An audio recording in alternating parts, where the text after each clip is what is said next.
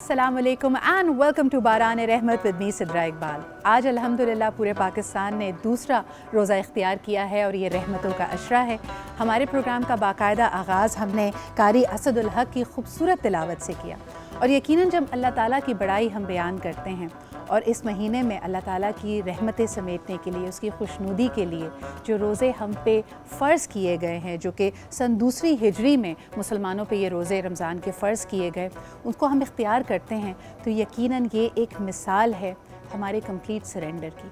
अल्लाह ताला की तरफ से ये तोहफ़ा है ताकि हम उसकी रज़ा में राज़ी हो जाएं, उसकी दी हुई नेमतों को कुछ अरसे के लिए उसके कहने पे, उसकी हुक्म को मानते हुए हम तर्क कर दें, लेकिन उसके बाद जो रहमतें हमें समेटने का मौका मिलता है शायद ही उसका कोई सानी हो। लेकिन मैं इसके बारे में सोच रही थी और कल इत्तेफाक से डॉक्टर इसरार की एक क्लिप मेरी नज़र से गुजरी। अल्लाह ताला उनको गरीक रहमत करे। उस्ताद मोहतरम की कही भी हर बात उनके इस दुनिया से रुखसत हो जाने के बाद भी दिलों पे असर रखती है और उनके कहने के मुताबिक अल्लाह ताला के ऊपर हमारा यकीन एक बहुत बड़ी हमारा सबसे बड़ा जिसको कहना चाहिए हथियार है, एक मोमिन का हथियार है। और ख़ास तौर पे हम में से कई लोग ऐसे हैं जो अपने असबाब पे यकीन रखते हैं। आपने अक्सर उन लोगों को जिन्होंने सेविंग्स कर रखी हैं, अच्छी इन्वेस्टमेंट्स की हुई हैं, कोई घर प्लॉट लिया हुआ है, सोना लिया हुआ है, उनको ये कहते हुए सुना होगा कि अल्हम्दुलिल्लाह मैं बहुत कंफर्टेबल हूँ। अल्लाह ताला ने ये नेमतें आपको जिस तेज़ी से नवाजी हैं, अगर वो चाहे तो ये आपको उतनी ही तेज़ी से उनसे छीन भी सकता है। लेकिन क्या सिर्फ़ और सिर्फ हमारा ज़ाविया अल्लाह पे यकीन रखने का ये है कि हमारे पास बहुत कुछ हो, हमारे पास माल और असबाब हो? अगर जेब में रखे हुए पैसों के ऊपर या अपने बैंक बैलेंस के ऊपर यकीन है तो इसका मतलब है अल्लाह पे तवक्कुल नहीं है, उस माल पे तवक्कुल है। लेकिन अल्लाह इन असबाब का पाबंद नहीं है, वो मुसब्बिबुल असबाब है, यानी वो तमाम चीज़ें जहाँ आपकी और मेरी अकल दंग रह जाए, अल्लाह ताला वहाँ से भी आपके लिए असबाब बना सकता है, गैब से आपके लिए मदद आ सकती है। और सबसे पहले आज के प्रोग्राम की शुरुआत करते हुए जो यकीन है, जो ना ख़त्म होने वाला यकीन है और अल्लाह पे एक ईमान और पुख्ता ईमान की कैफियत, मैं कहती हूँ कि फ़लस्तीन के मुसलमानों ने गाहे बगाहे इसका जिस तरह से इजहार किया है।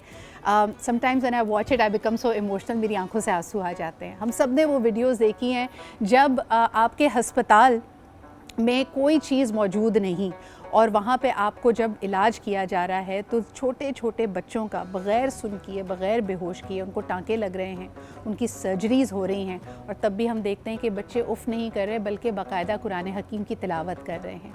एक माँ जो अपने बच्चे को सरगोशी करते हुए आखिरी दफ़ा रुखसत कर रही है तब भी वो अल्लाह पे मुकम्मल यकीन रखती है। और आज जब हम देखते हैं कि तहस नहस हो चुका है फ़लस्तीन और गाज़ा की वो शक्ल, शायद उसको दोबारा उभरने में, दोबारा बसने में कई दिन, कई महीने, कई साल लग जाएं। आइए आपको विजुअल्स दिखाते हैं इस रमज़ान मुबारक के गज़ा से। यानी जिस तरह आज भी जहाँ कोई इमारत नहीं है, सब ज़मीन बोस हुई हुई बिल्डिंग्स हैं, अस्पताल हैं, इनके पास शायद कोई ज़रिया माश नहीं है, इनके पास स्कूल नहीं है, दफ्तर नहीं है, पैसा नहीं है, लेकिन इसके बावजूद एक यकीन है। और आज रमज़ान मुबारक के मौके पे भी जो कुछ है उसको मिल बांट कर खाने की एक चाह है और तभी इस दस्तरखान पे देखिए कितनी रौनक है, कितनी बरकत है। अल्लाह ताला हम सबको ये तौफ़ीक अदा करे कि हम अपने दिलों को और अपने दस्तरखानों को वसी कर दें और आने वाले दिनों में जिस तरह की भी मुश्किलें आएँ, जिस तरह की भी आजमाइशें आएँ, वो हमें अल्लाह के करीब लेके जाएँ। क्योंकि वैसे देखा जाए तो शैतान ने भी 6000 साल तक दुनिया और ज़मीन में यानी अर्श और फ़र्श पे कोई ऐसा मकाम नहीं है जहाँ उसने हज़ारों साल, हज़ारों रातें अल्लाह की इबादत नहीं की। लेकिन कोई एक मौका होता है भटकने का, जब आपका यकीन डगमगा जाता है, जब आप में तकब्बुर आ जाता है, जब आप में ये एहसास होता है कि आप सबसे बेहतर हैं और शायद दूसरे आपसे हकीर हैं। That the real question. आज जो आहें जिन मुश्किलात का फ़लस्तीन और गज़ा के मुसलमान सामना कर रहे हैं, हमें यकीन है कि इसके बाद ये मज़ीद मजबूत होकर उभरेंगे।